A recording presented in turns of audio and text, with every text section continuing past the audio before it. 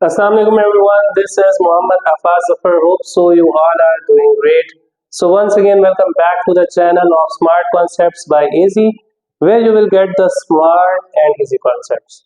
So guys, as you know कि जो है last time हम word problems कर रहे थे कौन से simultaneous equations के, तो आज जो है आप लोग के पेशेंस का जो फल है वो आप लोग को मिलने वाला है because now we are at the last phase of simultaneous equation. ठीक है, जो जिसका आज हम क्वेश्चन करेंगे किसका परपेंडिकुलर बाइसेक्टर, जो कि मोस्ट इम्पोर्टेंट है और आप लोग के मतलब आप लोगों ने इसको बहुत अच्छे से समझना है. ओके भाई, so now we are going to start the last question of simultaneous equation. देखते हैं क्या कहता है, क्या नए कॉन्सेप्ट्स आ रहे हैं और किस तरह से हम इसको यूटिलाइज करके इस क्वेश्चन को सॉल्व करते हैं. सो भाई हमारे पास जो क्वेश्चन है वो है the line x minus 2y equals to 2 intersects the curve x plus y square equals to 10 at 2 points a and b. ठीक है, वही काम कह रहा है जो बचपन से हम करते हुए आ रहे हैं कि एक लाइन कर्व को कट कर रही है 2 पॉइंट्स a और b. भाई हमने पिछले क्वेश्चन में भी ऐसे ही देखा था. चलेंगे अब अगेन जो कंडीशन है वो हमारी यहाँ पे चेंज हो चुकी है. That is find the equation of perpendicular bisector of line A and B. ठीक है, तो हमें बेसिकली करना क्या है, we have to find the perpendicular bisector. तो परपेंडिकुलर बाइसेक्टर क्या होता है ये मैं अभी सबको बताता हूँ, जिसको वैसे ऑलमोस्ट आप लोग को पता ही होगा, और इन केस अगर नहीं भी पता तो अभी पता चल जाएगा. ओके, तो सबसे पहले एक काम करते हैं, मैं आप लोग को ये बता दूं कि इक्वेशन ऑफ परपेंडिकुलर बाइसेक्टर होती क्या है. वैसे आई थिंक आप लोग को पता ही होनी चाहिए क्योंकि मोस्टली स्टूडेंट्स को पता ही होगी कि इक्वेशन ऑफ परपेंडिकुलर बाइसेक्टर क्या होती है. ठीक है, ये बेसिकली स्ट्रेट लाइन इक्वेशन भी होती है एक तरह से. Yes, so this is basically y minus y1 equals to m into x minus x1. ठीक है, कुछ इस तरह की होती है. तो बेसिकली हमने इस पे तीन चीजों पे फोकस करना होगा. कौन कौन सी? x1 y1 and m means gradient. ठीक है, तो बेसिकली अगर ये तीन चीजें हमारे पास आ जाती हैं तो इसका मतलब हमारी जिंदगी आसान हो जाएगी. बट इतनी आसानी से नहीं होने वाली आसान, उसको हमने खुद से आसान बनाना है. सो भाई without wasting our time let's take a start. ठीक है जी, तो स्टार्ट करते हैं अपना क्वेश्चन. जो देखें हमने इसमें क्या करना है, equation of perpendicular bisector find करना है. सबसे पहले हम वही काम करते हैं, इक्वेशंस को रीराइट कर लेते हैं. क्या है इक्वेशंस आपकी? x minus 2y equals to 2 and x square plus sorry x plus y square equals to 10. This is equation 1 and this one is equation number 2. तो हम क्या करेंगे बाय इक्वेशन 1. ठीक है, इक्वेशन 1 से हम x या y की वैल्यू निकाल लेते हैं. तो आपको खुद नजर आ रहा है कि भाई यहाँ से x की वैल्यू को फाइंड करना ज्यादा इजी हो जाएगा, x को सब्जेक्ट बनाना ज्यादा इजी है यहाँ से. So it means we are going to make subject x. तो x क्या है हमारे पास? x equals x minus 2y equals to 2. Okay, so it will be x equals to 2 plus 2y. ये हो जाएगा आपके पास इक्वेशन नंबर 3. ओके स्टूडेंट्स, तो ये हमारे पास हो गई इक्वेशन नंबर 3. अब हम इसको सब्स्टिट्यूट कर देते हैं इक्वेशन नंबर 2 में. So now put the value of x इन 2. तो क्या हो जाएगा भाई, यहाँ पे x की जगह यहाँ पे आ जाएगा 2 plus 2y. Okay, plus y square as it is equals to 10. अच्छा 10 को भी यहाँ ले आते हैं, ये हो जाएगा आपके पास 2 plus 2y plus y square. अच्छा ये 10 इधर आके माइनस 10 हो जाएगा. ठीक है, इक्वल्स टू 0. ओके जी, now these two values are the constants, you have to solve it. Okay, 2 minus 10 क्या हो जाएगा? माइनस 8. और साथ साथ इसको हम क्या करते हैं, तमीज से भी लिख सकते हैं. अच्छा यहाँ वाई स्क्वायर था तो हम लगाना भूल गए थे. तो 2 माइनस 10 क्या होता है भाई? माइनस 8. ठीक है, और माइनस 8 को हम लिख देते हैं लास्ट में, क्योंकि पहले हमने स्क्वायर वाली टर्म लिखनी होती है, फिर जो y जिसकी सिंगल पावर होती है वो लिखते हैं और आखिर में कांस्टेंट आ जाता है. तो ये जाएगा वाई स्क्वायर प्लस 2y. ठीक है, और इन दोनों का आंसर तो हो गया था भाई -8 equals to 0. So now what you have to do, basically you have to apply the middle term break, ठीक है, जो कि ज्यादा इजी होता है क्वाड्रेटिक इक्वेशन को सॉल्व करने के लिए. सो it will B y square plus 4y minus 2y minus 8, ठीक है. हमने इस 2y को इन दोनों से रिप्लेस कर दिया क्योंकि इसकी मिडिल टर्म ब्रेक इस तरह से लग रही थी कुछ, इक्वल्स टू 0. ओके जी, now y is the common, so y plus 4 and sorry minus 2 is the common, और यहाँ पे क्या हो जाएगा y, ये माइनस की वजह से प्लस हो जाएगा क्योंकि बाहर माइनस में कॉमन दिए. So y plus 4 equals to 0. Now it will be y plus 4 and y minus 2 equals to 0. सही हो गया जी. So now we have two conditions that y plus 4 equals to 0 और y minus 2 equals to 0. So by here we will get y equals to minus 4 and y equals to positive 2. So we have two values of y. Now just put in equation 3. Put in equation 3 to get x. So what's the equation 3? Yes, x equals to 2 plus 2 and in place of y क्या डालेंगे भाई, minus 4. So x equals to, देखो 2 plus 2 multiply में -4 क्या होता है, -8 plus 2 -6. यहाँ से x मिल गया हमें, अब यहाँ से भी निकाल लेते हैं. तो भाई यहाँ से क्या हो जाएगा आपके पास, yes, put in 3 again. So x equals to 2 plus 2. अब हमारे पास y की जगह में डाल देता हूँ 2. So it will be x equals to 2 plus 4 मतलब 6 हो गया basically. So we have two values of x. अब हमारे पास भी कोऑर्डिनेट्स बन जाएंगे कौन कौन से. एक तो हमारे पास बन गया जैसे कि पहले लिखते हैं x का फिर y का, है ना. तो हो जाएगा -6 -4 एंड यहाँ पे किसका आ गया भाई 6 और 2. तो हम किसी एक को a कह देते हैं, किसी एक को b कह देते हैं, क्योंकि जैसे हमने लास्ट क्वेश्चन में देखा था कि हमारे पास एक कंडीशन गिवन थी कि भाई a किसको नाम देना और b किसको. लेकिन इस क्वेश्चन में आप देखें कोई कंडीशन नहीं है. सो इट मीन्स किसी भी एक कोऑर्डिनेट को मैं a कह सकता हूँ और किसी भी एक कोऑर्डिनेट को मैं b कह सकता हूँ. सो मैं इसी को ही a कह देता हूँ और इसी को भी b कह देता हूँ, ठीक है. चलें जी, ये तो हमारा हो गया यहाँ तक का काम, सही है. अब हमारा मेन काम स्टार्ट होने जा रहा है, that to find the perpendicular bisector. हमें किन किन चीजों को अप्रोच करना है. एज वी हैव सीन कि यहाँ पे मुझे x1 चाहिए, y1 चाहिए और m चाहिए. अब कुछ स्टूडेंट सोच रहे होंगे कि यार ये जो a वाले पॉइंट्स हैं ये तो x1 y1 है ना, और ये x2 y2 है. तो अगर ये x1 y1 है तो हम डायरेक्ट इसमें डाल के और ग्रेडियंट हम निकाल के पुट कर देंगे और हमारा क्वेश्चन सॉल्व हो जाएगा. तो जो स्टूडेंट्स ऐसा सोच रहे हैं तो बिल्कुल गलत सोच रहे हैं, क्योंकि ऐसा कोई सीन नहीं होने वाला. क्योंकि जरा क्वेश्चन को दोबारा गौर से पढ़ें. वो कह रहा है find the equation of perpendicular bisector. तो भाई आपने ए बी लाइन के परपेंडिकुलर बाइसेक्टर की इक्वेशन निकाल दी है, ना कि ए बी लाइन की. समझ आ रही है बात. वो कह रहे हैं जो इक्वेशन ऑफ परपेंडिकुलर बाइसेक्टर है ना, किसका, ए बी का. अब मैं आपको इसको स्ट्रक्चर के जरिए समझाता हूँ. फॉर एग्जाम्पल मेरे पास कुछ इस तरह से है, ये एक लाइन है मेरे पास a और b. अच्छा, a के कोऑर्डिनेट्स क्या निकाले मैंने, -6 -4 -6 -4 and what is b. b आपके पास है, अल्लाह भला करे, 6 and 2. ठीक हो गया, है ना. आप वो कह रहे हैं परपेंडिकुलर बाइसेक्टर. परपेंडिकुलर बाइसेक्टर का मतलब क्या है, किसी को पता है? बेसिकली पहले मैं आप लोगों को ये बता दूं कि परपेंडिकुलर बाइसेक्टर बोलते किसको है. देखें, किसी भी लाइन को बीच में से दो हिस्सों में डिवाइड कर देना इक्वली, उसको हम कहते हैं, वो जो लाइन है वो क्या बन जाती है, बाइसेक्ट हो जाती है. अब क्योंकि परपेंडिकुलर बाइसेक्टर है वर्ड, तो परपेंडिकुलर का मतलब क्या होगा कि वो क्या होगी, वर्टिकली उसको बाइसेक्ट करेगी.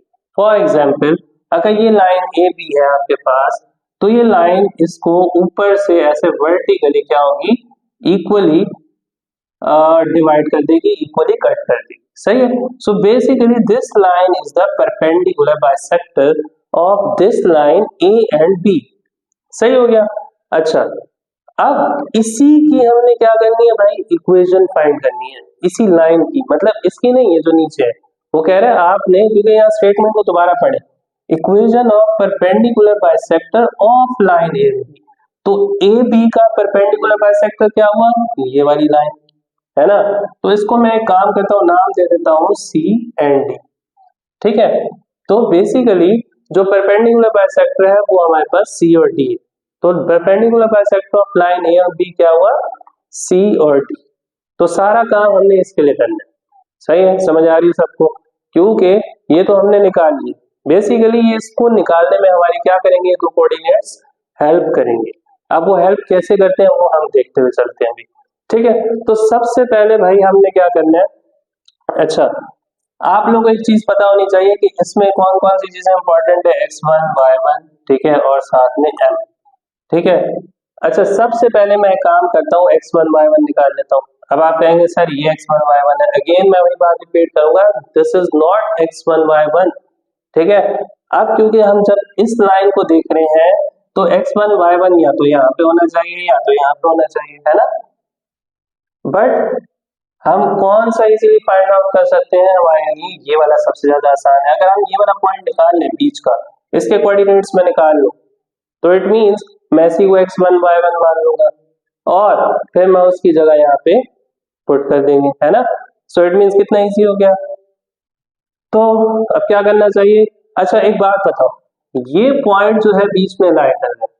सो इट मींस अगर ये पॉइंट बीच में लाई कर रहा है तो अब आपको यहाँ से क्लू मिलना चाहिए। आपको याद होगा यार, 2 क्लासेस पहले मैंने शायद आपको ये बात बताई होगी, कुछ याद करो, कुछ याद आ रहा है कि भाई अगर मेरे पास 2 पॉइंट्स है और मुझे उसके बीच का कोऑर्डिनेट फाइंड करना है, ये दोनों कोऑर्डिनेट्स मुझे पता है, ठीक है, उसके बीच मतलब मिड का, तो यहाँ नाम से ही पता चल रहा है mid point. Basically we need to find the coordinates of mid point.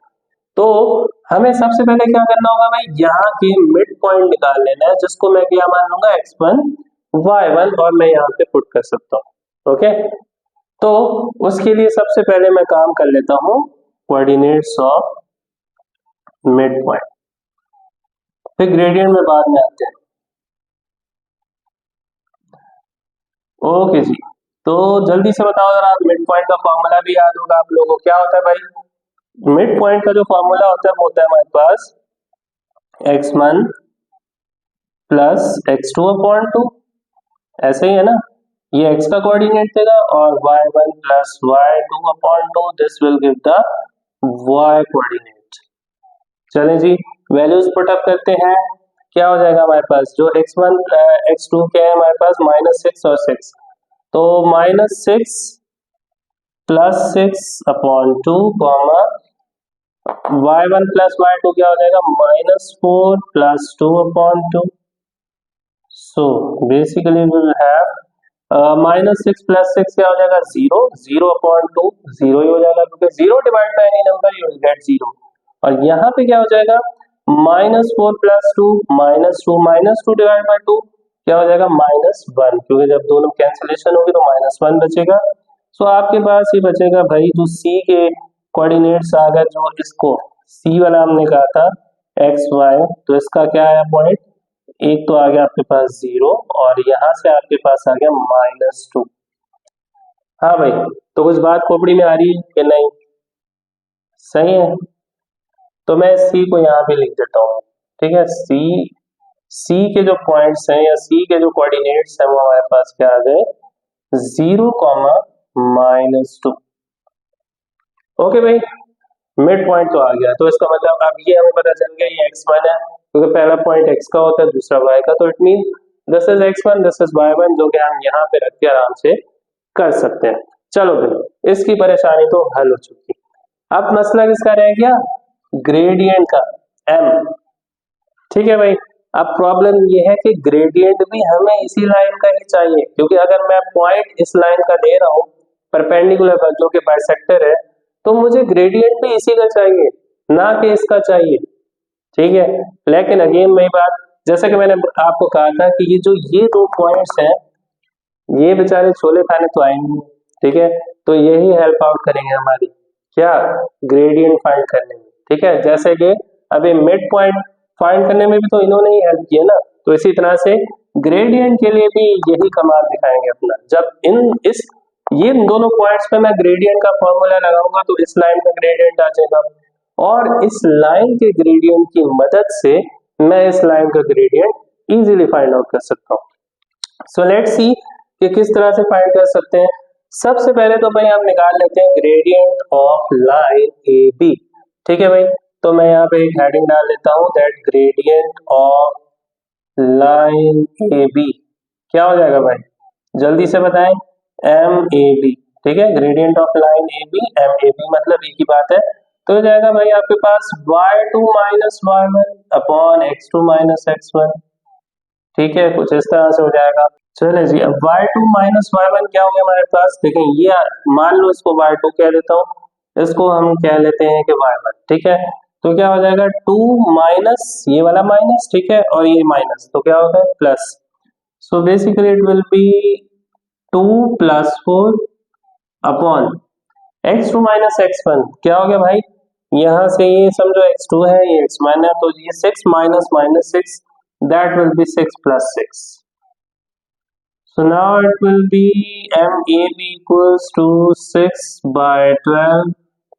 Now you will get 1 by 2.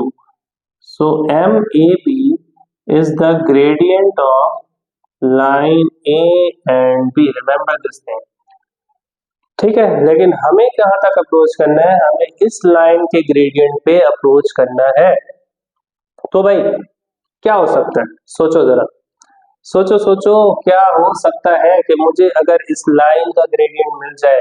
देखो इस लाइन का x1 y1 तो मैंने निकाल लिया, जो कि क्या निकाला था 0 माइनस 2, इसको मैं यहाँ पर लिख भी देता हूँ 0 माइनस 2, ठीक है, which is your x1 and ये आपका हो गया y1, जो कि हम यहाँ पे पुट अप कर सकते हैं। बट अभी भी मसला वही एम का है, तो भाई एम का भी जल्दी से मसला सॉल्व करते हैं। अच्छा, अब सबसे पहले बहुत ही इंपॉर्टेंट चीज याद रखो आप लोग, जिससे आप लोग की जिंदगी आसान हो जाएगी, that if two lines perpendicular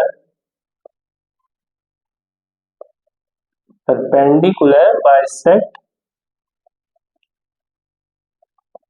each other, then product of gradient is -1। सही है भाई, तो ये कुछ कंडीशन जरा इसको जरा गौर से पढ़ते हैं और इसको समझ लेते हैं क्या कह रहे हैं। देखो अभी मैंने कहा अगर दो लाइंस परपेंडिकुलर एक दूसरे को बाइसेक्ट करेंगी, ठीक है, जैसे कि ये कर रही है, एक लाइन ये है और एक लाइन ये दोनों एक दूसरे को क्या कर रही है, परपेंडिकुलर बाइसेक्ट कर रही है ना। तो जब कुछ इस तरह का केस होगा तो जो उनकी ग्रेडियंट का प्रोडक्ट है ना, वो किसके इक्वल होगा, -1। जैसे मान लो कि मैं इसको एक ग्रेडियंट मान लेता हूँ, इस लाइन का ग्रेडियंट है m1, इस लाइन का ग्रेडियंट है मेरे पास m2, ठीक है। तो जो इनका प्रोडक्ट है, प्रोडक्ट का मतलब मल्टीप्लाई, तो मतलब क्या हो जाएगा m1 इंटू m2 इक्वल्स किसी होगा -1। तो इसका मतलब कुछ इस तरह से है कि m1 मल्टीप्लाई बाय m2 किसके बराबर होगा भाई, -1।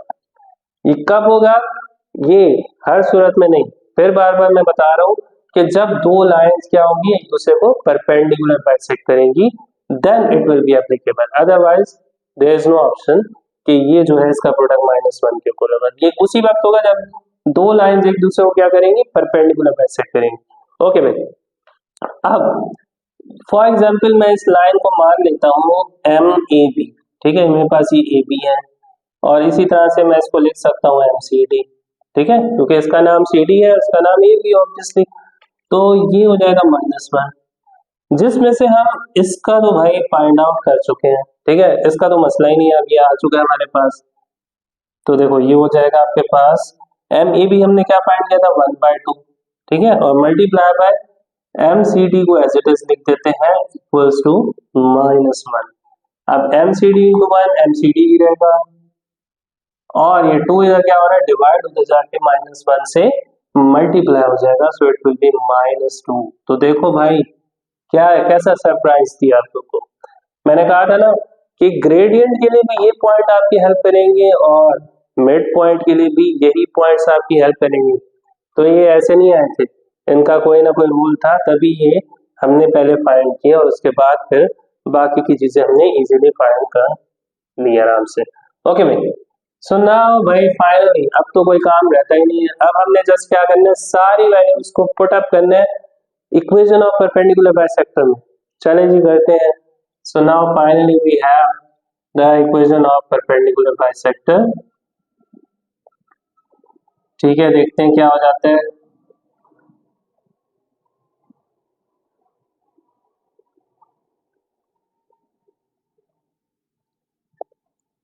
ओके जी, so it is y minus y1 equals to m।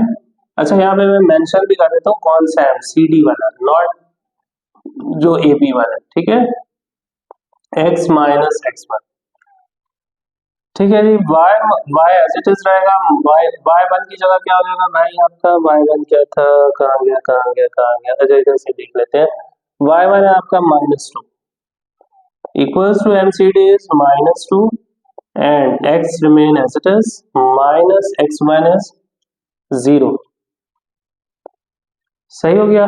अब इसको फर्दर सॉल्व कर लेते हैं, y प्लस 2 हो जाएगा, minus minus plus equals to -2 times x, और -2 टाइम्स 0 तो 0 ही जाएगा, तो इसलिए उसको लिखने की जरूरत नहीं है। नाउ इट विल बी, अब हम इसको एक काम करते हैं, जरा तमीज के साथ लिख देते हैं, ये हो जाएगा आपके पास y इक्वल्स टू -2x -2। सही है।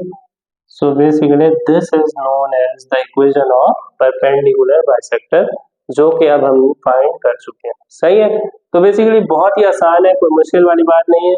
अगेन मैं वही बात करूंगा, आपने सिर्फ इसमें 3 चीजों को अप्रोच करना है, क्योंकि इसमें y और x तो एज इट इज रहेंगे इक्वेशन के लिए, और बाकी जो ये 3 चीजें मैं आपको बता चुका हूँ किस तरह से फाइंड करनी है। ठीक है, so it's not a big deal for you कि आपने किस तरह से इन पॉइंट्स को अप्रोच करना है, इसके ग्रेडियंट को और ये मिड पॉइंट को, और ये क्यों निकालते हैं, इसके पीछे रीजन क्या है, ये सारी चीजें मैं एक्सप्लेन कर चुका हूँ। ठीक है, आई होप कि आप लोग का इसमें कोई भी क्वेश्चन नहीं होगा, आप लोग को सारी चीजें जो है इसमें समझ आ चुकी होंगी।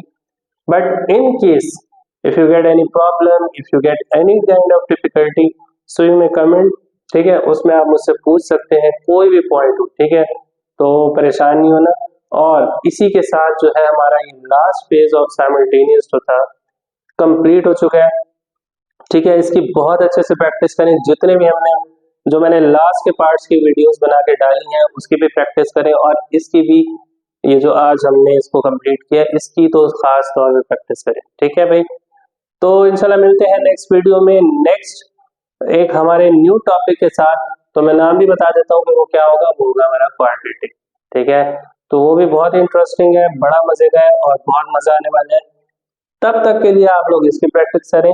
ठीक है जी, मिलते हैं इंशाल्लाह नेक्स्ट क्लास में एक नए टॉपिक के साथ, नए कॉन्सेप्ट के साथ। Till then stay happy and stay safe.